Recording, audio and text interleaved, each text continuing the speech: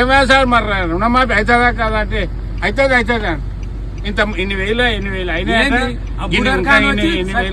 చేసా మాకు ఆడు ఉన్న ఒకటే ఆడు ఈడ మోసం నేను చెప్తున్నా నడి రోడ్ మీద చెప్తున్నా సార్ నేను చేసిన సార్ నేను ఓటు ధర్మంగా నేను చేసినాము మేము ఇంత మోసం కొడుకోలేదు నమ్మిన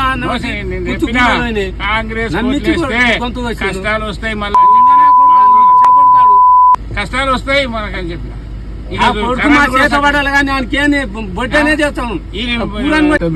అన్నా కొడుకునే మనం సార్ ఏం చేస్తున్నాం మరి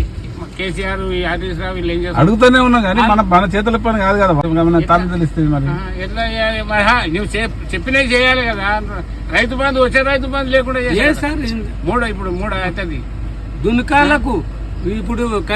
రుణమాఫీ అని యాది లేదు మా ఊళ్ళో ఇద్దరికి వచ్చినాయి రుణమాఫీ అంతే మా ఊళ్ళో